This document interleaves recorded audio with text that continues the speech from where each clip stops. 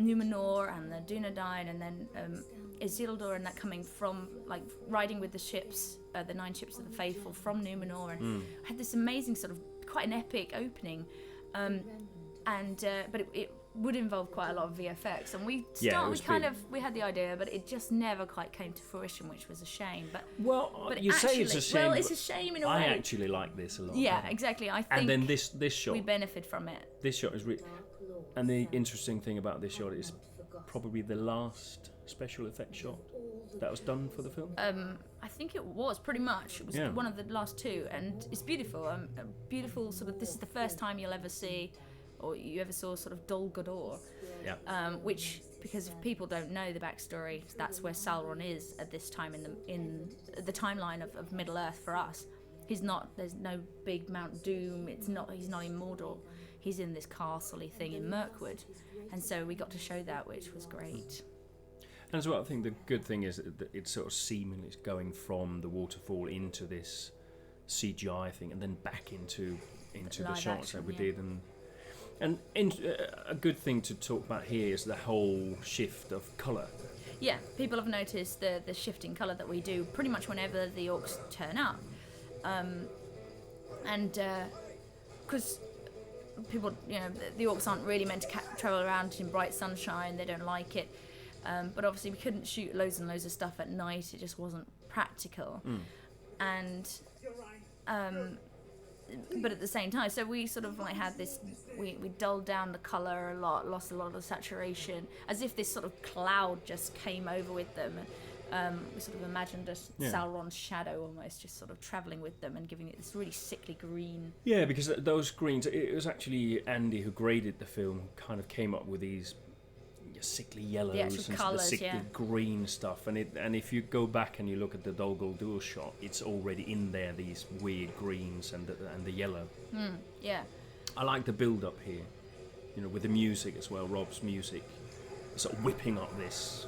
Yeah, totally. And this is our first, obviously, introduction to the Rangers. This essentially is the first scene, even though we've had, 2-3 minutes or more of the movie already. But this is the introduction of all our main characters. And it's quite a long... he's awesome, that guy with the sword. Wow, he's good. Yeah, and very modest. Indeed. This shot, there's so much to talk about, there's no time, but Dihail, Andrew, who plays Dihail, wasn't around for some of the shooting of this scene. The scene we shot over 4 days, different fighting bits, had extreme changes in weather that luckily you shouldn't be able to notice because of the grade. Well, that's one thing I think that the grade has. Oh yeah, I think the grade has helped it a lot here. Yeah. Because what people don't realise when you see this, or what you don't notice, is that this was shot like over 2 or 3 months. There's actually a couple of shots from a completely different time where you can see there's no leaves and all that sort of thing. Oh yeah, well, I see what you mean. But it all sort of gels together because of these colours. Yeah. So that was one of my favourite moments. I loved it when we were shooting that. I didn't say cut, I said lovely. When Gilrain and Arathorn kind of meet essentially for the first time. I loved the idea that they meet in this kind of way, that just sort of this moment, and the music just works perfectly with it. It's great. Yeah. And as you can see, look, the colours are back. And that's actually, funny enough, how most of it looked. The sun, with the sunshine. We had stuff beautiful like sunshine until I had to do my fighting, and then it absolutely drowned us that day. And so all my fight stuff was in the pissy rain. But this is beautiful. And this was a sort of, these are a couple of different cameras. I think we're on our adapter camera here. So you've got a lovely outer focus background, which gives it a very filmy look. Yeah, it does. And one thing here that these shots of Dihail and Arathorn, we actually shot those without any other people there. Oh yeah, I think I was still coming up from makeup. Yeah, you were still in makeup. The orcs were still in makeup, and we didn't have the 2 girls. No, there was only one. We didn't even have the cart. Was there only one day when the 4 of them the 4 of you guys were all together? Because I think one day Andrew couldn't be there, 1 or 2 days. Yeah. Because he was always working, and Philippa couldn't be there another day, and the cart wasn't there. We didn't have the cart on the first day. So the first day we filmed a lot of the stuff with... A lot of the dialogue stuff, I think. Arathorn and Dihail, where there was no one. It's my first scene. Oh yeah, there you are. with your and fingers. our prosthetic fingers. I think they look really They do. good Fantastic. in a Lucy rare did kind of those. Lucy Darkness did those. They're brilliant. Worked with our rings.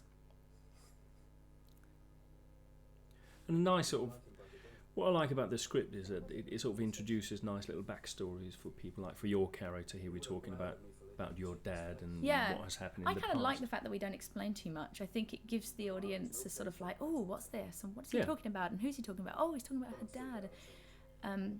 Although I know it's confused, we do know it's confused a few people who got confused with the opening scene and thought Maya in the opening. that I was Maya, or that Maya was Elgarin, your was a younger character, character. But so we There's Howard. We fell into that. This is another introduction of a character.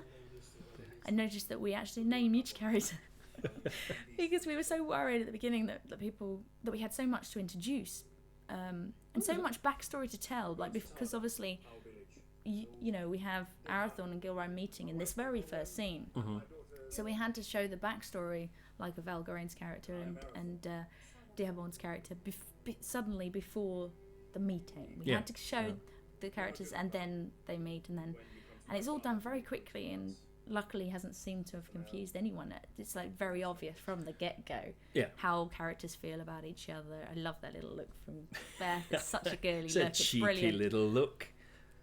And this scene just works so well. Yeah. In just a few lines, you kind of absolutely know what these characters feel for each other and how they are, and the friendliness. The music just captures it as well. I love what Rob's done here with this really sort of little friendly bit here. It's brilliant. Yeah, and subtle little things like Enas, who was the sound designer on it. There's not a lot of actual real sound on this. No, we like got rid of loads and of all production the stuff was sound. put in afterwards. Yeah, I mean, everything was, not everything, but nearly all scenes were. And here's our Lord of Rings moment. Beautiful map. maps made by Edward in Canada. Oh yeah. He sent over 2 beautiful maps. One of Middle Earth in general, one of the sort of localized area where Towerdal was, and he sort of invented. I can't remember. I think he invented Towerdal, or did. No, I don't think he did. But it is definitely invented, I think isn't that it? was invented by Alex, the scriptwriter. She invented Towerdal, and he also added in various.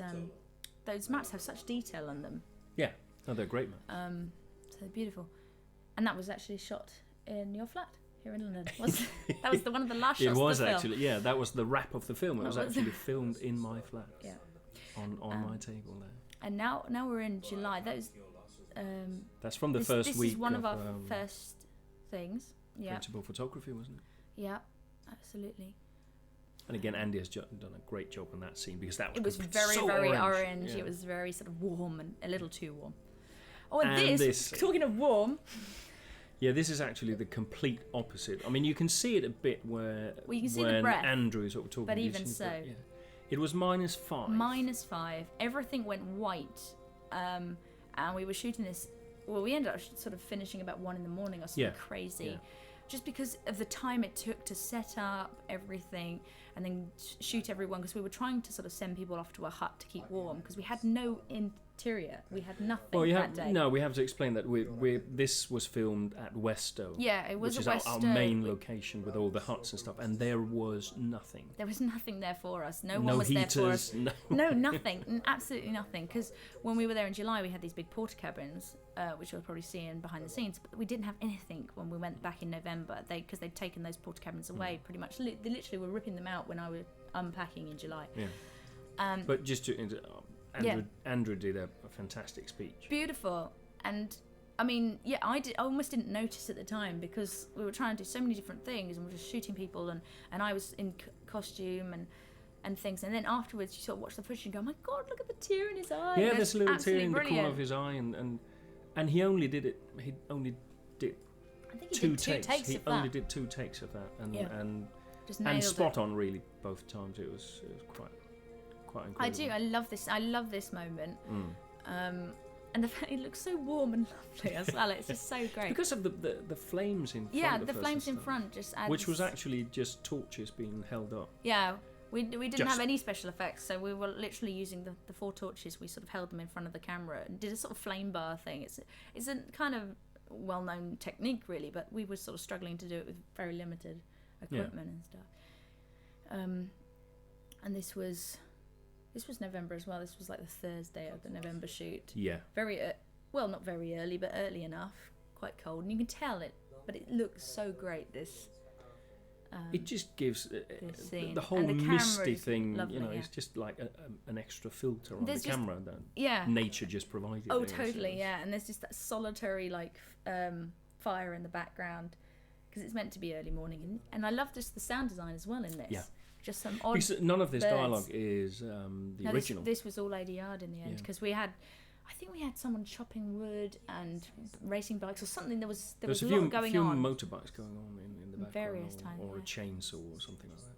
And this whole scene actually was edited down, wasn't it? In the edit, this was Yeah. a much longer scene where they sort of go into it a lot more about their sort of relationship and actually Dearborn sort of kind of spills the beans a bit, although she doesn't notice, of course, because we're all very stupid in this. Yeah, film. we're not very good at noticing when people have But- feelings for. Yeah, but we actually edited it down. And we decided it didn't need to be done that early on. Yeah. We knew already, and so we condensed it quite a lot. But only really had a couple of shots to work with. It was never always got enough coverage on things, especially that scene. This is unfortunately. back. This is back from July when we had Yes. about 40, 50 extras or something So like I that. never actually counted up exactly how many people we had. We had a lot of people turn up. But it was incredible. This was our They- first shoot. This was, Yeah. I don't know what can't remember what day this was, but it was a day where we literally did Village Life. That was the day I yeah. named it Village Must have been a Life. Friday or a Saturday. It was I like, think. oh, maybe it was Thursday because this is Fang coming in here, our dear, beautiful Fang, Yeah. who no animals were harmed in the making of this movie, but some of them were dead to begin with, and Fang was one of those. In that Philippa actually, when they were driving in to come and to the set, actually spotted that Fang had been hit by a car the night before or something. He was lying on the side of the road anyway, and she went, "You might be interested to know there's a deer down there." And it's like, I don't know, just in case you're interested. And I said, "Don't joke with me." And a couple of And the guys, typically, it was two Orc. of the Vikings. Two of the Vikings, Orc and Jack went off to go and see, and Fang was in an okay situation and that he hadn't sort of exploded on something horrible, and they brought him back, and we actually rigged him up. We used him in 2 different scenes. In fact, some of the refugee stuff as well, but you won't necessarily see him, but he was rigged up in there as well. And it just added so much, and we named him Yeah. Fang because he'd lost one of his teeth and he just had this one fang, and it was just beautiful. So he did well. He did well. We immortalised him on camera. There's another map. Yep. One of our visual effects shots. Yeah. That changed so much actually in the last just changed few weeks. In the last week, I think. In the last week, It it was, went from various different things and just sort of. Yeah. It was Christian who Christian eventually came did, and did the last changed one. that mat around. Yeah. It was problematic. It was hard doing green screen stuff. We didn't really want to do it, but we don't have dramatic landscapes, and it was meant to be sort of looking over burning villages, and just something we couldn't do live. Well, I think it looks great. Yeah, it works really well. This was one of the last scenes as well, wasn't This it? was back in Epping Forest in the summer, July, August something sort of like time, that, I yeah. think. We headed back and did this all handheld. This is me on camera actually. Sorry for the dodgy camera. work Yeah, sometimes. it's not very good, but Yeah. what can you And do? we didn't have our adapter this day. This was a different camera. Yeah. So, but in the grade, Andy's managed to sort of just blur out the edges, which is Soften just, it up a just bit, and- enough. And it's nice because although it might look a little fake sometimes, it gives it that softness that's for a love scene works Yeah, and brilliantly. it is a romantic scene, isn't it? So yeah, no, I think he did absolutely brilliantly there. Yeah. But I remember having big ideas for loads of different sort of courting scenes that were never going to end up being done because we needed more people, and we got to a stage where we kind of had to go, okay, we need to stop filming soon because we just couldn't We just do couldn't it. keep We on, didn't yeah. have the money and the time and everything else. And I think this one scene, which is basically all there is for the courting, Yeah. just works perfectly. It's all such a that nice was scene. needed. Yeah, and it's just out in nature and the green. Oh, and we have to point out The head If in you the background. up, Look behind him right now. Look just behind him there. There's the fallen Oh. statue head. It's beautiful matte painting that is just lost, unfortunately, because we wanted more in this sequence. We wanted to have fallen statues and loads of stuff, loads of sort of like VFX, and it was that thing that it takes a long time to do VFX, and to find really good people who aren't working constantly. and can actually dedicate some time to it. There's another VFX. Those orcs were not there. Yeah, they were not there. This was actually filmed in Wales. Yeah, this was our trip. And it was to basically Wales. just you and me. Yep. Yep. in- we just in- we just in a decided car. to jump in the car and go. Yep. Basically, we wanted some traveling stuff for montage, and it was for montage. It wasn't for this journey that he ends up going on. We just put it together in the edit, and that was Epping Forest again. Yeah. Um, But we were so lucky that weekend, because that was a weekend where everything just... worst weather in 20 years. Yeah. When we're driving up to Wales, all we could hear on the car radio was like, do not drive unless it's Absolutely in an emergency, your life is in mortal danger. Yeah. Do not drive. So we And just added on, unless you're making Born of Hope. If you're making films, it's That's different. That's okay. If you're making Born of Hope, you got Yeah. fine. Yeah. And then we jump back to July now. Yeah. Yeah. So this is one of our first week again in July. And the slight pity is that we had lots of extras there again, and we dressed all behind the hut. There's a load more sort of stuff going on, but the camera angle we picked, we sort of lost a lot of it behind the house, which is a shame. But having said that, that is what makes this scene, because we were able to hold this scene in just one shot. Yeah, the If you entire notice, shot. we're not cutting in and out of it. No. And I think one of the reasons, obviously because the good acting in the foreground, but there's stuff going on in the background. It's great. If there had been nothing, it would have been really boring, and I don't think we could have gotten away with it. No, it But because these guys absolutely- are just doing their things, and it looks really natural. Yeah, we were very lucky. I mean, with all these volunteers who came to be extras, we were just absolutely blessed with that. Here's another visual effects shot. Yep. It- It's from- half and half, really. half and half. Yeah, same with this. Some beautiful matte paintings to sort of travel us into the mountains. And this again was a different shot to our concept. If you saw it at RingCon, you would have seen a different shot Yeah. to this epic This sort of Came landscape. in there. And here we are in Clearwell. Clearwell Caves. Caves, just before Doctor Who turned up. Yeah. Yeah. But yeah, this was a fantastic location, and the guys were so nice and generous. We've been so lucky with this production to the locations that have been good to us. And Yep. this was great. Although I kept thinking you were about to kill yourself because there was about a 20-foot drop, it felt like. Yeah, we didn't realise that when I was walking off there, another step and there was like a 15-foot drop. Drop. Yeah. Because we were over water and everything. And that's actually part of the Doctor Who set. Yeah, the table there we stole from the Doctor Who guys. Because we had to remove a huge pillar from the middle of this because they'd stuck it there, so we had to move it.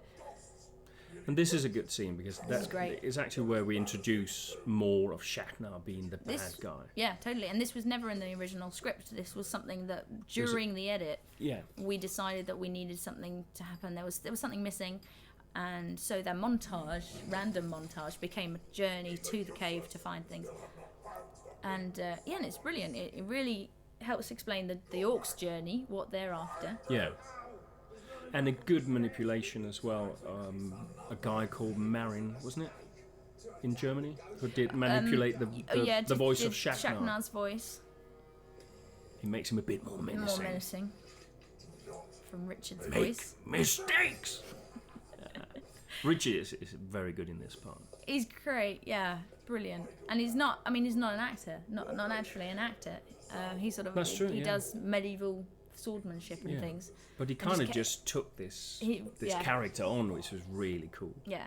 And he loves the whole process. It took, how many? 3 hours to get 3-4 him hours. ready? Well, this day was a nightmare. I mean, God, they took about 6 hours to do the orcs, and I was like pulling my hair out a little bit. And these two guys were just drafted in on the day almost. Yeah, they were at Stockwood, like literally opposite the village opposite where we were doing stuff. Where we did scene 1, the very first scene with Maya, was done opposite. And that ring was made on the day by Nick. I suddenly went, Nick, help! We need a ring that looks like the ring of Bowder here. With some snakes. And she sort of made it with this putty that didn't dry, and she was really worried about it, but brilliantly. I like this transition because I think we managed to keep, because now she's sort of thinking, oh, there's something there, and we've just come from the caves and stuff like that. I think it's a good moment of tension. Yep. Probably predictable that it's Arathorn, but it's still a bit of oh. Yeah, hopefully it does its job, absolutely. And that was this little scene was actually shot twice. For various reasons. This was the infamous scene that we had to sort of keep doing because we lost the light at one point. We had camera issues at one point. We changed the script. Yeah, the reason we had to shoot the beginning again, we couldn't find a piece of costume because everything's just scattered in my conservatory and not in a nice warehouse. But it worked brilliantly. This as well is a really nice scene, and that's Adam's music, isn't it? Yes. Yeah, I think it is. Yeah. So many composers working on different bits. Yeah. But yes, pretty sure Adam did this little bit. Lovely. It's just a nice, tender little moment. It's great. Really the works. first kiss. The first kiss. We just sort of bring it down. Oh, I really like this. Yeah, it's great. And we had some comedy in there too. There's not a lot of comedy in this, but just some light-heartedness, not necessarily comedy. no, but there's a couple of moments. But there's some nice stuff. You get some nice stuff actually. Yeah. You're a cheeky boy, that's why. That's. Arathon is cheeky. There's some more of our Viking extras who became characters in themselves. They're just brilliant. There's Orc and Dags in the background there, and actually John Peck Norton from Norton Armories. Armories, who supplied loads of our sort of polyurethane armour for our orcs, is there as well, hiding in the background behind Danny. Yeah. I like Dagmar. Dags is just like, oh, I know what's going on there. I know what they were doing behind that log. Yeah. Oh, now I'm in trouble. Yeah, you're I'm in big trouble. Oh, and this is our jump. That was our jump from one shoot to another. It's about 3 months. This is now our four-man shoot with Linda, our makeup artist, on boom, and Ash doing camera. Yeah. And the two of us. So that's one of the things about Born of Hope that is really it's so nice because it kind of, some scenes have been filmed with, you know, a cast of like 30, 40 extras and 2 camera people and sound guys stuff, and some of the scenes have been made by 2 people when we went to Wales. In this case it was like 4 of us making quite an important scene, but yeah, you know, it's and to me, you know, when we're in the edit and stuff like it was amazing how well it all fits in. Obviously the colour grade and stuff like that has helped, but even so, no, you know, totally. I forget. I often forget when I'm watching it, which is surprising considering how many times I've seen it and how, you know, being there and everything. But that I forget that, you know, you flip from one scene to another or one shot to another, and they were different times or different things, or someone wasn't there or something. Yeah, and it's weird. Oh, it's good that I can forget that. Absolutely, I like that fact. I'm quite shocked that there aren't more sort of major problems with continuity. Yeah. Because, you know... Because we didn't have a continuity person. We didn't have a continuity person. That was one of our hardest But that's one of the things about independent filmmaking, is that you become your own continuity person. You kind of go, well, I had this costume on. Yeah, absolutely. I'm sure that I had this knife and this thing, you know, and you kind of need to, just for yourself, you need to be able to do that. Help. Yeah, totally. And again, you know, it's one of those things that a lot of people have done a lot of different things. You were just saying that Linda, our makeup artist in this, was a boom operator. And, you know, other people like Richard Unger, our stills photographer, who's doing amazing stuff. Lighting. He's done lighting. Just helped rigging up lights into a marquee and things. Yeah, it's been amazing. Totally. Oh, another VFX shot with our crows and our ducks and geese and things by Max. Did a fantastic job on those. This is our night shoot that was never meant to be a night shoot. Yeah, it was a very long day. This was back at Clearwell in Stockwood. Yeah. They have this beautiful location, which you'll see again later in the Hill Troll. Yeah. And we shot this in front of a sort of cliff face thing. And we just, it just got so late and we just had to shoot. And poor Ian, I mean, he had done the Hill Troll attack. He'd done all day. You know, but that was our last day and we had to go home, and Ian had to go all the way back down to Cornwall. Ian lives in Cornwall, so it's... He had a long journey. We just had to film it. We had to. There was no chance to sort of come and do this again. So we had to keep going, and we set up some lights. And it works, I hope. It seems to work. It just looks like it's evening Yeah. And they are in a sort of cavey type thing, looking out of this view. So Yeah, no, I think it works. I think works it a lot works. better than I thought it would. Yeah, because yeah, we on were the day worried. you're standing there and it was raining. it was and horrible weather. It and was, apart from the lights that were set up, it was pitch black. Yeah. I mean, and you're just thinking. We had little Amelia. She fell over something, I think, Yeah, at one point. Fell yeah. over some lights because there was just nothing, and we were in this like dell, like Yeah. where they do live action role play in this place. It's a fantastic location. But you'll see later Beautiful. on the hill trial attack, and it's an amazing location. Yeah. But this is a nice little scene. We needed something really with father and son. Yeah. And something to also sort of show about the rings. We had to explain the rings thing because then, of course, nothing much happens Yeah. after that. Yeah. Like the orcs have disappeared now for a while. We go into sort of nicer times. Yeah, and we So we needed we to are sort of heading leave on towards something. probably apart from the birth of Aragorn, we are heading into the happiest time in this apart from film. the birth of Aragorn. No, we are happy because of the birth of Aragorn. Anyway. Oh, I've Yes, lost it. absolutely. Oh, anyway, I like this moment. This is great. Beautiful look from Beth. She just such a great job. I was like, can you just sort of do something? Because he talks about Dehail. And she just did this little head tilt thing. Yeah, and I was just like, it's perfect. very girly. Do that again. And then straight into Andrew, and he with just, a sword. look at him. I mean, It was that face, Andrew's. it could sink 1,000 ships. It was Andrew's idea to actually lift up the sword and point it right at you. Yeah, yeah. Just sort of like to look down it and sort of check it's sharp. And I think that's great. And this was a pickup that I tried to film with you, actually. And this was winter, is a good, and then you flipped the other way and it was summer. and a very good comedy moment. But yeah, our only comedy moment really, or sort of Yeah. it's back in Epping Forest in the snow, Yeah. which we just sort of thought, because actually you'll see the next scene is in snow because it was filmed after the funeral thing when it was cold. We wanted to we helped to link in the fact that it's suddenly snowy. Yeah. So when we had the snow, we thought, let's just put something where he's sort of kind of contemplating what to do.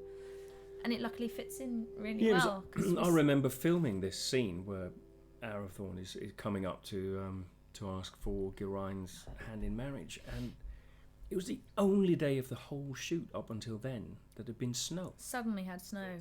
I remember on the Saturday, it was very cold. That was when we did the funeral scene, and I was I was talking to Graham, who's one of the guys who really did a great job on set Production dressing managing and almost. production managing. Managing the set anyway. And he's from that area, and I was like, I bet it's gonna snow tomorrow. He's like, no, it has not snowed here for 15 years. And then he was the bang. first person I met the next morning, and he just looked at me and go, yeah, I was wrong. Yeah, I mean it was a lot. I mean it looks like it's not snowed very much, but actually it's you only because can we see- started so late. Yeah, it was I mean it was melting. absolutely like bucketing it down really at about 11 o'clock, and I had no camera people because everyone had to be sent home on the Saturday night because we had no accommodation, so they had to then come all the way back with about 5 hours sleep, if that. And so lots of it had already melted, but it works just brilliantly because it goes from sort of wintry and then we're back And into now summer. we're going to summer. Yeah. Although not as summer as it should have been. It was What July. do you mean? What do you mean? Well, it was July, and it looks lovely. I mean, the grade, they've done a brilliant job. Andy's done a brilliant job on the grade. But oh my god, it was spitting with rain, and it was quite overcast. And you can kind of tell there's no bright sunshine and stuff, but we've managed to get it sort of warm and lovely, which is great. Yeah.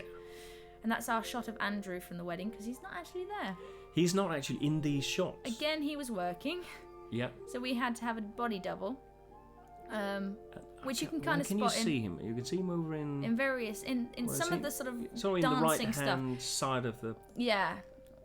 So Philippa had a double with it, which was the most unlikely guy. He was our medic for the day, and was.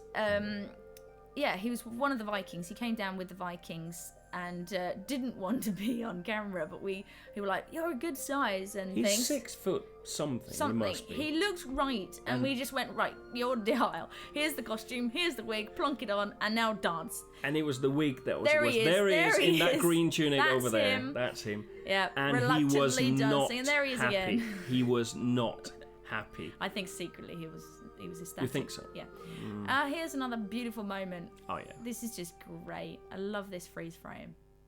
Brilliant. And that was a happy moment from the film. And Yeah. now it all goes dark again. Now it goes a bit dark. So we're back at Stockwood Yeah. in the Dell, what they call the Deep Dell, even though we call it a shallow Dell. But yeah, beautiful. And we had our smoke machine, a brilliant like smoke cannon basically, and And we had Paul. fogged the place out. Yes. So this is, I mean, if you should have seen the film by now anyway. You can't be watching this. This is our hill troll attack, which was, well, it was always a nightmare, and it was actually not left quite late, but we just sort of like, we weren't ever sure how we were going to tackle it until we found Paul Smith, who actually came on the shoot with us, which was fantastic, because he was the guy who did the troll. And we contemplated so many different times how we're going to do it. Were we going to do a CGI troll? Were we going to do... Here he comes. Here he comes. It is my absolute favourite moment of the film, is when this thing comes around the corner. No swearing now.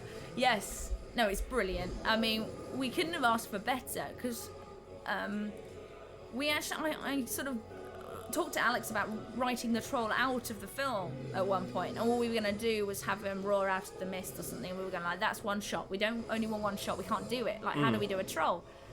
And we were going to do a bigature puppet at one point. We were going to do someone in a mask at one point. And it was like, how do we do this to really look good? And then, yeah, then like I say, we found Paul, who had done this little sort of like wood elf type thing. And that looked really good. And we were like, this guy can do our troll. Yeah. And he could. It was great. Unfortunately, typically, he was extremely free at the beginning of the year. And when we actually did this, he suddenly got really busy. That's and so the how poor it guy goes, was yeah. desperately trying Yeah. to do our troll while doing everything else. But it is amazing, because editing that scene with the troll, you know, obviously you're editing what we shot. Yeah, just live action stuff. And obviously the troll wasn't there. Yeah. So it was like, okay, so was it John? John was the John camera was guy, camera, right? So it's like, okay, swinging so up. swing He it up, swings this and way, see? point it up We'll there. have to do a whole behind the scenes all about the troll, I think, just about VFX. But yeah, totally. And then of course we jumped. That was like August, wasn't it, of this year, 2009. And then all of a sudden we're back in July on the second scene, the only second scene you guys had Yep. done together. Suddenly speaking Elven, doing a nightmare scene.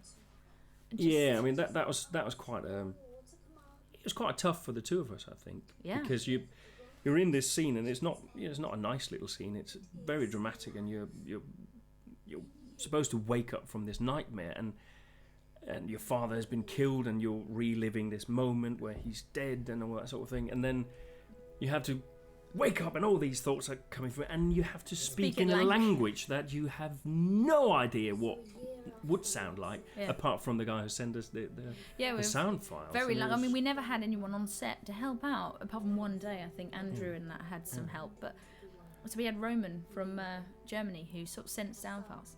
And look, now this is into our first babies. Scene. This is our very first scene. Yeah. Oh yeah, that was the very, first very one. first. Oh no, lie slightly. Beth did go up a tree first. She did. But this is like essentially the first scene. And that's little our Bubble. little Bubble. At 2 weeks old. He's a lot older now. Over a year old now.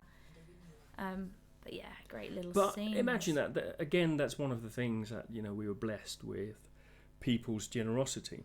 Yeah. And, you know, someone just turned up and said, yeah, you can use our 2-week-old baby. Yep. This is our second. This is our second baby. And we flipped from this angle is March 2009 to November. When we go back to the crowd, it's November 2008. Yeah. Because we did it first of all with just a bundle of nothing, and then when we were there in March, as you probably heard the story, we just basically jumped on a couple with a baby and said, can we borrow that? And this is little Luke from 2006. 2006 test where we shoot. did the test shoot. And then effortlessly into, I can't remember when this was. That was March, wasn't it? No, I think this is... Oh, yes, sorry, I think March, that's March 2009. And this is July. And then July. And he actually looks older, even though it's July 2008. Yeah.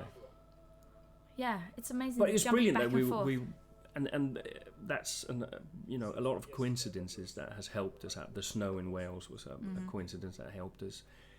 The wigs, Yep. you know, that wig that I'm wearing was not supposed to be there really. Yeah, But it was from 2006, so we could use it. Totally. No, this is a lovely little scene. I mean, it's sort of like it's not really important to the story. But I'm so glad we managed to keep it in because it's our only real moment where we have with Halbarad. And we wanted to tell so much more of this character's story. It was meant to be a whole coming of age thing for him, and we had more. We had more when he was a younger character that Lars played. But this was the only one that really ended up staying in the film, which was a shame but lovely at the same time. And people who know the books will know the significance of that scene, Of which Halbarad, is great. yeah. And that worked really well. And I always wanted a storyteller scene, I remember, and we managed to sort of put one in just enough to sort of go, these guys, you know, this is what they do, they tell stories. And that was Dagmar from the Vikings. Our Viking guy, Dags. He did that. Poor guy, he was sort of, I was given the thing pounced like on him the and I day, went, wasn't it? hey, you can be our storyteller. So we actually had to write the thing and put it in the book. That's why he has a book and he's not sort of off book, essentially, because he's kind of reading it. And here comes our introduction of the twins. twins. The sons of Elrond, yes. There they are. Other characters, them and Halbarad were important to us to put into the film because they're the only sort of people we kind of know about that definitely hang around with these guys, you know. And they're mentioned in the books, and they're described quite well in the books in the fact that they look very much alike, so much alike you can hardly tell them apart, which is why we wanted to go with twins. Which is true with our guys. Yeah, Matt and Sam. There's Sam. The other guy is Matt. And you can tell, I can tell the difference. Not everyone might be able to, but that one there, yes, that's Matt. Back to Dax. I mean, it's nice, just a nice flipping between these two scenes. This I like that warm, because friendly, happy, everything's fine. Yeah. Not unknowing, and you know, they totally don't They're know not what's going aware on of- and hear Exactly. all the danger that's apparently coming. Yeah. It would have been lovely to have shown more of the elves, but actually this is the best time to introduce them, really, to have them come at this point Yeah. and give this news and stuff. And you know, I almost wanted to put them in the wedding scene and things like that because I thought they would be there, but at the same time we didn't want to lose that nice introduction. No, I think it's great to introduce two new characters at this point. Yeah. Two important characters. That's yeah. Oh, another freezing cold night Oh yeah. with no clothes on. Yeah, but if you notice Beth over there in the left corner, she has been provided with fur. Yes, because Yeah. she's not wearing her right costume because we've lost it.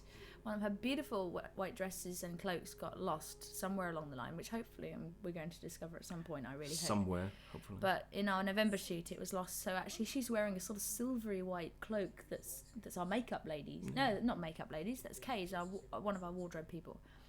And actually, again, there's quite a long time between That these. scene, that these scene was shots, meant really. to be shot just after the hall stuff. And again, it was a costume issue. It's Yeah, amazing. yeah. Your white shirt that you're wearing there we couldn't find it. We could not find that shirt, and we were like, well, how do we do this? You're meant to just walk out. It's meant to be just outside the hut. You walk out the hut. I need to stop you now, because here comes my favourite orc. I mean, my favourite orc in the whole This film. was our very last shot of the film. Yes, it was. We shot this in October after we'd been to Rincon and showed the film for the first time. But that is one amazing orc. You have to admit that. Warlock the pirate orc. Warlock the pirate orc. Yeah, back in Epping Forest for that brief snippet of a second. And we're back in Epping Forest now, but this is November. It's hard to remember. November. It is really. Yeah. Yeah.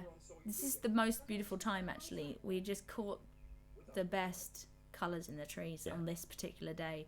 And the scene that follows it is like a week later, I think, and the leaves have pretty much dropped. Yeah. But this day was just perfect. And this is really nice shot as well. This is Neil. Yeah. Neil Phillips. Who's a with the great adapter, and he's just got some great shots, and just the adapter gives it that softness. Yeah. That was already there, but you know, sometimes it's difficult to capture that sort of thing. And Yeah. No, it's fantastic. Yeah, he's done a great job of this little scene, and it's lovely. And it's kind of a nice moment with these characters. It was always a bit sort of hard knowing whether it made sense that she was suddenly leaving and things like that, but I think it does. No, I think it does. Oh, and that's that stab in the back line. You're like his sister to me. Thanks. That's the one thing I didn't want to hear. Yeah. people have commented on how silly Arathon is for not realising. He's not clever, is he? No, but then she's not very clever for not realising about Daehaborn either. So Exactly. we have that running theme. People Of are a little being stupid. people being a little bit stupid when it comes to love. Yeah. But yeah. There's just one thing I want to point out with the sound effects that have been put in. When The we crow. when we No, get not crow. It's not a crow. no, it's an a eagle. It's shriek beautiful. or something. When you notice that It's an when eagle. Arathon goes back down to Halbrand, But hold on. This is the nice kiss on their forehead. That's as close as she gets. yeah, Thanks. and that's when she's leaving. Yeah. Yeah.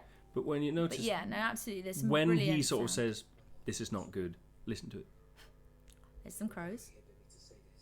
And then in a moment there's... It's alright, they've heard this thing. Yeah. There you go. That one. Yeah. There it is. Beautiful That is really- eagle sound. Oh yeah. Which maybe could link into the whole King Eagle thing. Arathon, Arathon, King Eagle. King Eagle. Who knows? All very dramatic now. And now the look. Oh, that dramatic look into the trees that luckily just blocks the fact that Howard didn't realise we were still filming and just stopped behind camera. And you can't notice. It's fine. And here we are on a completely different day again. Yeah. This was a week later. If you look at the trees, they're not quite as autumny. And this is Waterloo, or Louis, our beautiful horse. And me trying to speak Elven. Yeah, I just fed him a carrot, that's why he's chewing. Our maps again. Yeah. Yeah, they are lovely. And hopefully you notice my beautiful sword just at the bottom of that Beautiful shot. sword, thanks Raven Armories. Oh yeah. Yep, there's our council. So yeah, this is interesting actually. This is another one of those camera trickery things that on this angle obviously there's a horse. And when we flip over, there's a camera in the way of the horse, so the horse is not even there. The horse had gone by that point. So we did all my stuff first and all the sort of wides with the horse. Yeah. Who was brilliant. I mean, it was a trained horse, sort of film and TV, and mostly staged. It does Carmen and the opera. Mm. And but it was very interesting. I mean, we're trying to do this dramatic scene, really sort of very intimate, quiet scene, and every so often there would be something. The horse at one point decides it was bored, or it was actually very relaxed, and it walked off, and actually knelt down and was about to roll over apparently. And luckily the trainer, she just ran in and stopped him because he would have crushed my bow and arrows and everything like that. But yeah, she just picked up Louis. I really think that Danny does a really good job in this scene. Yeah, it's a brilliant scene. But yeah, you can see the horse in the background. It's a bit impatient. No, he's eating off the floor actually. We kept throwing food down, so just to keep him in one place. And another little sound effect after the kiss It's here. There's a great. little ooh by the Yeah. horse, and if you look at Danny's head, he actually sort of turns his head. But in real life, Yeah, that was there, a he fake looks at it. sound. Yeah, that's a fake sound. Fake And sound again, effect. that's NR says put that in, and I think that's absolute genius because he's seen that move. Yeah. Danny's And it head also move. foretells the thing. And if you noticed, we've now gone green, so the color changes happen. Yeah. And the reason is these guys. And these guys are coming in. And this is our beautiful moment where we spook the horse just enough for him to run. And everyone sort of stopped the horse from actually running away. But it was great to just have that moment. Yeah, no, it just makes this scene, because Totally. When we had a bit more fighting going on here, we had Ruth and Rachel from RCN did a bit more of a fight thing, and Rachel did some doubling and things. It just never, unfortunately, worked properly enough. It was mainly because It took the tension out. Yeah, a it little just bit. took the pace out of the scene. Yeah, we kind of needed to get straight onto Yeah. it. But yeah, I mean, we took time. 2 days we shot that scene with the dialogue, mostly the horse stuff the first day, and then fighting the next day. But that's the nature of it, isn't it? You just have to sort of in the edit, you suddenly go, it's not going to work, not going to work. Yeah. And now we're finally in March of this year, March 09. Oh, and this is a VFX shot. Notice how black the hut Inside is. the hut, yeah. That- And why is that? Well, unfortunately, it was because our makeup artist Linda was sitting there staring at the camera in With- bright orange sort of lighting and things, with all our camera equipment and everything. It was one of those mistakes you sort of go, why didn't we notice that at the time? But yeah. But there's so much going on, and it was a Steadicam shot as well. Steadicam shot, people running around. it's I'm in really it. tricky. Chris is in it. Everyone's doing stuff, So yeah, and all these little pickups. Some of the shot by various people. I think you even shot. I shot You a did few some of them, camera yeah. work on that. Yeah. All these little pickups. We actually were shooting some of this stuff all at the same time in a way, because we actually had about 2 cameras, maybe even 3 cameras going at one point. Because there was so much to shoot, and we had 2 weekends, longish, 2 weekends at Westo to do all the fighting stuff. And we had, like, one weekend we did a lot of the Steadicam stuff, the running in the house. I think this might be November, suddenly. Yeah, I'm not quite sure. We jump around so much, but then this stuff was one of the weekends running around. Oh my goodness, I'm so unfit. I couldn't carry him very well, and he was smiling his Is head that off why we as only well. have 2 takes of that? Probably. Get them in the hut, and the door doesn't shut properly. But yeah, and then again, this is I think November, with all our extras sort of doing the map scene and hiding in the house. And I love this shot.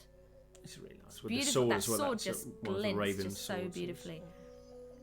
And I don't know if that story was obvious, because that's meant to be her brother's sword that we see in the beginning. It was never really. It was not really set up. Never really set up, but, unfortunately, people might notice, we were meant especially to now. We were meant to show it in the funeral scene as well and things. These are all our elements. It's amazing how many different things going on and how many people are involved in this. We had loads of fighters, reenactors, mostly sort of stage combat fighters and things. I mean, that's one of the things that people probably don't realise, but there's only about 10 orcs, or 10 or 15 I think we orcs have at the 15 or most, something. and 9 or 10 rangers. Yeah. So we constantly had to try to Pick film angles that and worked. pick angles. Yeah, that made it look like there's so many more. Because this is meant to look like, hundreds of orcs attacking, and this next shot, actually, not this one, but when we actually show sort of Gorgonog and things, I actually threw all of our village people. We had village people. we had villagers dressed up, and I threw them into some helmets and things, and threw them to the back, because we really wanted this to look like a dense crowd of people, and it just about works. You can't quite sort of see the joins. And this is Lewis, one of our fight prosthetic? directors. Plays Gorgonok. Yes, and therefore does a fantastic job. Shaknar again.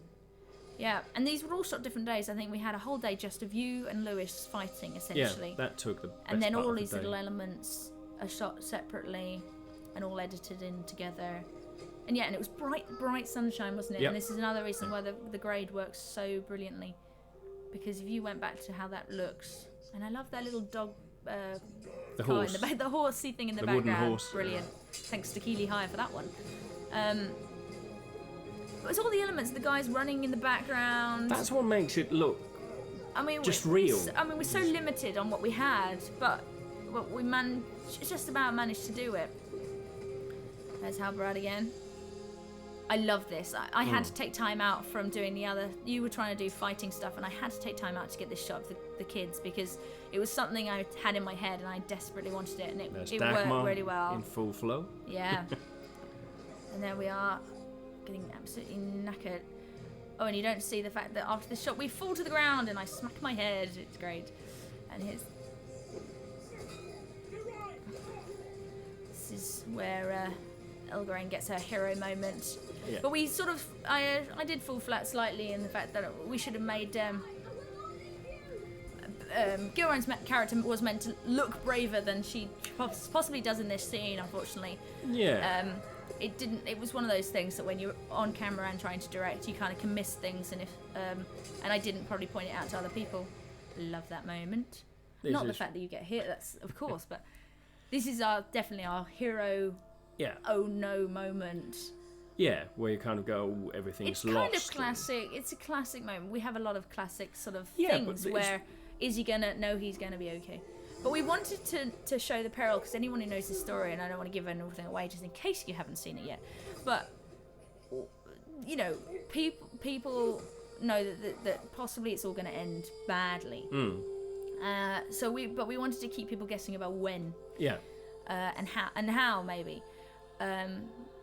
exactly it was going to. So because there's certain elements, Tolkien gives us certain things. Hey, that's a head coming off moment. And the look at the blood coming out. We actually got some VFX guys to help us out there, round pictures.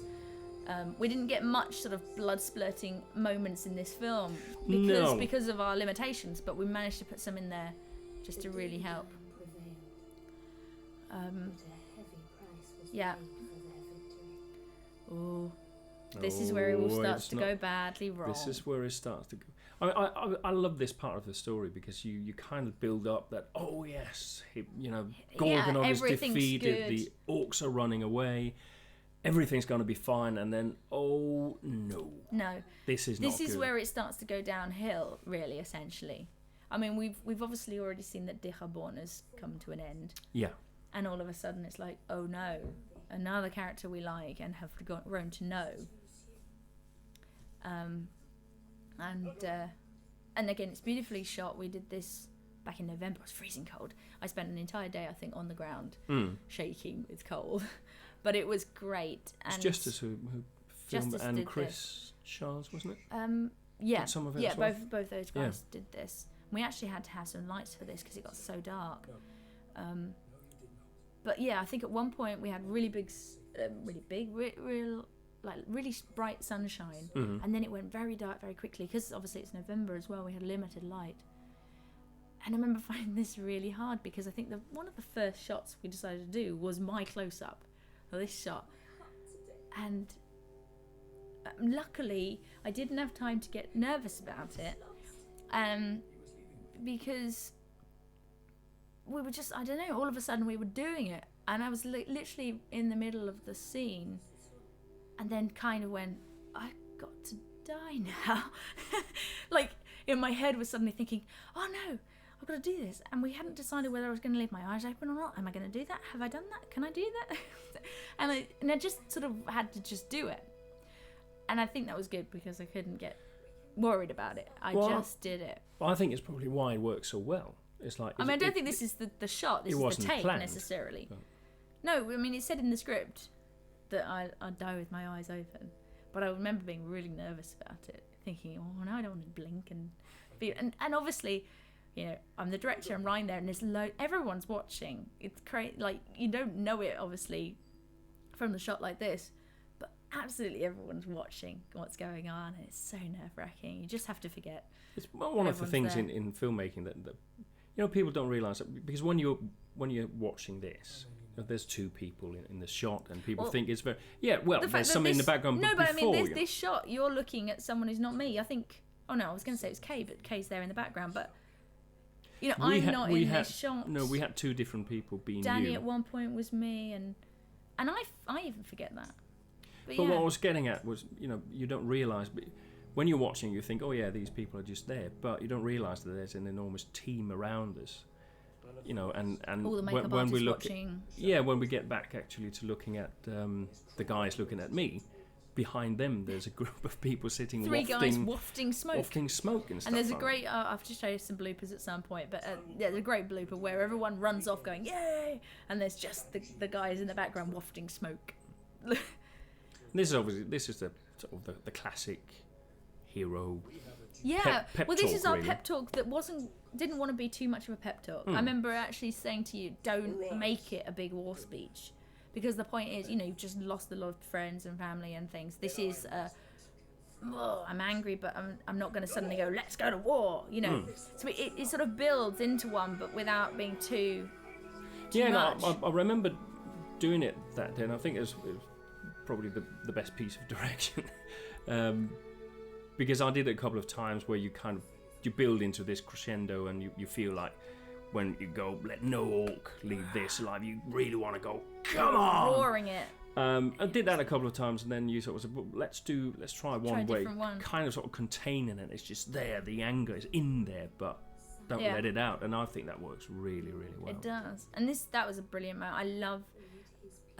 That's one of my favourite bits of Elven, I think, when you turn to her and say, I will come back to you, I promise. And it's a beautiful line, the way it's sort of said in Elven. Yeah. And then when you run off with the whole cloak going and slow-mo. You know that he's not going to come back. You kind of know because there's something bad about it all. Yeah. when someone says, I'll come back, to come back, promise. I promise. You know that they're not going to. Not in the state they left, anyway. This Nice sound effect stuff. Oh, lovely, yeah, because we wanted to keep this slightly unreal. So it's got that kind of echoey. Enos has done this great thing with the slow motion fighting, where he's kind of put in the sound effects, but not every single one of them, and they're kind of slightly spooky. It's just like almost wind sound, which is great. And the music as well, just building, I think. And this is great. This is the thing where you basically Arathorn is run off ahead of everyone else. Everyone else got stuck with all these orcs, and they're just trying to wipe out every single last one, so that none of them can escape essentially, and then come back to haunt them. Really. Yeah, I mean that's you know his order. Was let no orc leave this. And he's absolutely taking that himself, which is why he's got these last sort of 6. Yeah, or 5 something. or 6. These are basically the last ones. He's sort of gone straight to the back of the pack. Yeah, and just he knows that he has to get all of them. Because if just a single one escapes, they will tell him about. You can see the rain in that shot just now. Oh yeah, it was absolutely. It was torrential rain. Torrential rain. When we were one doing minute that and then not the next. But I love it because there's real this is. Well, that's a kill and a half. Yeah, you are absolutely wiping them out. Like, there's no sort of kill. This is I will kill you until you're mush. Yeah. Type thing. And we were absolutely knackered, all of us, because we did it. I don't know how many times, or 10 different times. It was rainy and it said muddy and you just sort of you're on your knees. You're coming up. You're on your knees. You're coming up. It's really realistic in that sense. You were absolutely knackered and really sort of brought that into the fight. I think, which worked really well. And this is beautiful, in a horrible kind of way. That colour change just works so perfectly, and the sound effects work so perfectly. And this actually, oh no, not this, but the next shot. This was shot by me on our day of the 4 of us. Yep. Again. It's just the 4 of us back in Epping Forest. Forest. You're flipping, and there's 3-4 weeks between. And this shot is about as long as it is. Yeah. He did his hours of makeup. God knows how many hours of makeup, only for our P2 cards and battery to run out. Basically, as soon as we got that shot, and it went, and no one had done a backup, and I was not very happy. I remember. I don't think Richard probably was either, because it literally. I think it literally cuts it run there. Out there. I think it literally does. And I was like, hello. And then we're back into a completely different situation. This is actually Westo. Yep. However many months later. Or a couple of weeks later, maybe. And another VFX shot, actually, the background there. Yeah, the background has been replaced. He'd been completely rotoscoped to give a slightly different background. And again, that stab was made was a different day. Months later. Yep. He wasn't even there. No. That's horrible. Ow, that's gotta hurt. Using your own arrow against you. That's not nice. Just wrong. And we're back in November, because you can tell by the weather being so dismal. Yeah, but it beautiful. Just suits the more mood second of the camera whole stuff. thing. That was actually Chris Bouchard did the previous shot that we're about to. Yeah, this one. Which is great because, they just managed to get some little elements that we might have missed because of time. And managed to put them in, which is great. And it's really nice stuff here. It's just it just and with the music as well, it just puts you in that mood. It just shows the desperation really, and the sort of hopelessness really. And they're just waiting for the men to come back. No idea whether they will. And we as I like that we've done that a couple of times in the film, that we show the audience something has happened. Yeah. And then we cut to characters in the film who don't know the same thing. Don't know what the audience. So the audience are sitting there while oh my goodness, he's not going to come back. But the characters don't know it, and that's interesting for an audience to know something that the characters don't. And this is just so sad, this stuff, and so hard. I still marvel at the fact that you managed to do this, because you're trying to do essentially a death scene with this 4-year-old. With little Luke. I mean, bless him. But he, it's hard. We've got to get him to look sad. The shots we got are a miracle, really. This is beautiful shot. Yeah, this is my favourite shot. It's just a shame it's slightly too grainy, but it's brilliant. But it's great, and it works so well. And this is actually, some of this is done in the edit. It was not meant to be this order of things, essentially. No, that scene was rearranged. It was meant to get the ring really. after you die and all this stuff. You know, to sort of pull on your hand and get the ring. But it works so perfectly. And here, I mean, Beth did a great job. I mean, and just the fact that the guy's walking away in the background, just clearing the space. And it's just, yeah. Well, she did. I think she did like 3 or 4 takes of that. At least, yeah. And I was lying there, I was thinking, gosh, she's absolutely devastated. Yeah. And I think she really did get sort of caught up in it. I in think a bit. so. And it's just a great performance, because that sort of thing is really difficult. I mean, crying on screen and you know, Oh no, totally. And the fact that like while you two were I was getting you two to do that stuff, while we were also going, Luke, what colour are Chris's eyes? What do we do? Look at that. Can you find the worm? And like trying to sort of direct Luke while you two are just I'm going, keep crying, because her crying was making him sort of get really sort of sad slightly and things. It was amazing. It's amazing what you have to do. Yeah, it's hard work. And this is another brilliant moment. This little moment is just... I love it. You can see on Luke that he knows what's coming, and it's really natural, because he's just him. He's just a boy. Yeah, no, totally. But and it just brings a lovely moment with Dehail. It really helps you feel for that character. Yeah. Because we've seen very little of him. We thought, oh, it's a stern man, blah, blah, blah. But you know, you see him in the wedding with a bit of a smile. You see him just in that moment playing with Arathorn, and then of course with Geraint, you know, saying he gives goodbye to his daughter. giving her a hug. It's just you know, such a tender moment. Yeah, so all we needed, you know, and just having her walk off with the elves as we kind of go out of focus on them, which is lovely. It's sort of and you know, if you look at the background, everyone else is leaving Towerdale as well. You almost can't see it, but that's the idea. And then just sort of again using the maps to bring us into another location. Because I did have grander schemes for how to shoot how to shoot Rivendell, and it just sort of it was a time and money and everything issue and location issue. Well, that's what I mean. It's difficult to find location. something that looks, you know, when you don't have Jackson's budget to create a 3D model of Rivendell. Yeah, it was very hard, and so I mean we ended up shooting this in a graveyard near Westow. No, sorry, not near Westow, near Epping Forest. Yeah. It's just in front of this sort of monument thing, and we just did it there as the sun went down, basically. But it works, you know. It tells the story, which is what we needed to do, and maybe for the people who don't, you know, because some people have said, why isn't there subtitles under that last elven thing? Yes, the last elven thing. Well, the last elven thing, what she's saying is, I gave hope to the Dunedain, I have kept no hope for myself. Anyone who knows Tolkien will know that is something that he wrote, that Geraint says to Aragorn, when she's essentially about to go off and die. She sort of says, nah, that's it. And it's said a lot later, which is why we kind of did it once it's blacked out, because she doesn't say it to him then. She says it to him when he's about, 80-something. And he's sort of trying to persuade her, no, there will be good times ahead. But so she does die before he becomes king and things.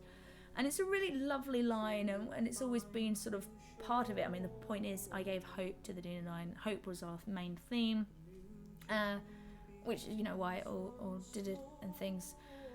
So yeah, we didn't want to put subtitles. We thought that was for the fans. That was for people who knew it, or who would go and try to find out. Or who would go and find out what it was. Yeah, absolutely. And yeah, we're into credits. This is my little. Into the credits, this is another little homage. I mean, obviously, this is essentially a Lord of the Rings fan film. Though hopefully most people don't sort of even see it like that. I don't even see it like that anymore. But it is a Lord of the Rings film, and we did get inspired by Peter Jackson's movies, and by all of that. So this was my little homage to the Return of the King credits, because I think they're beautiful and I love them. And I thought it would be lovely to try and do the same thing. So obviously, in a limited kind of way. So managed to get a couple of our artist asked us to do sketches of some of our main characters. Not all of them. We kind of ran out of time. I was literally doing this in the last few weeks. Well, I think the last sort of couple of drawings came in about 5 or 6 days before it went online on Dailymotion on the 1st of December. Well, yeah, and actually the final credits that you see are not even on the Dailymotion version, because when the Dailymotion version cut out the credits, half of them, I actually went back into the credits, did some updates, put in some more stuff. So yeah, some of these weren't even in there, but and the song as well is a bit of a homage as well. Yes, we wanted a kind of Into the West style song. We thought it would be lovely to have a song of some kind, and so sort of sat down with a friend of yours, John Glue. John Glue, yeah. And I basically went back and forth with lyrics and things, and kind of showed him the film and got a whole idea. And it was, it's basically sort of all linked in, from the water stuff, the rippling of water, and the stories. And hopefully anyone who listens properly to the song will really sort of hear, there is a kind of it's not just a song, there's meaning behind all those lyrics. Absolutely, yeah. And I think it's captured beautifully, and nice arrangement as well. Yep, because he actually just did a guitar arrangement, and then Kevin, one of our composers, took that and added all of the orchestration underneath it, which is great. And it's beautiful. I really love it. And then we sort of, when that sort of finishes, we go into some of Rob's music from the film. Yeah, that's right. We're going to, but no, that's a good point actually. The whole music bit. Because one of the things that, we went to Rincon and we showed a version of the film down there, but it was all temp music. We took some temp music. Everything essentially, wasn't it? Temp music, but temp especially sound. the music, and therefore it felt a little bit. Some of the music was just chopped up because we needed just to show, well, here's now a bit of a dramatic thing here. So it went a bit up and down. And using stuff a lot of Howard Shore's stuff. Yeah. So we had Lord of the Rings music. And then, then we go in, we have like 4 or 5 composers, and they compose stuff for different parts of the film. But what amazes me is that it really sounds like it's just one score. Yeah. There's nothing that stands out to go, oh, that is clearly made by someone else. No, you sort of forget, and actually there are bits as well. We did sections, didn't we? But we also have like some of the fighting stuff, for example, or some of the stuff near the end. We literally go from one composer and then we mixed into another composer because we liked a certain section they did, and then we went back into a different one. And Enos did a fantastic job to help sort of edit between different composers. Yeah. Because we were literally, it was lots of this stuff was so to the wire. It was unbelievable. It was very, very close. Were literally it was a close call, really. It was extremely close. You're lucky to have the film, guys, seriously. But we were like just sort of going next section, next scene, next bit, and amazingly they all came in on time. But we were literally to the wire cutting stuff, and it's lucky that all the guys are so brilliant because we didn't have to turn around and go, you need to do this again, try this differently. Because there was no time to do that, so we were so lucky that they were able to nail it on the head straight away and go, there you go, there's that scene. You went, yep, that scene is perfect. That looks good. And speaking of lucky, to have all these people, I can't believe when I wrote all those names down, and I hope to God that I did not forget anyone, and I'm very sorry if I did. And we do appreciate every single person who gave us even 50p towards this film, because it would not have happened without all of these people. How many is that? I don't actually know. It goes on and on. It goes on and on. And these are all the Hobbit guys who gave up to like £100 each. Yeah. Not some varies, and then there's the Rohirrim guys, the Rohans, and they gave sort of a bigger chunk and then bigger chunks. And just fantastic. Absolutely fantastic. Thank you to everyone. And that's, I guess, the end.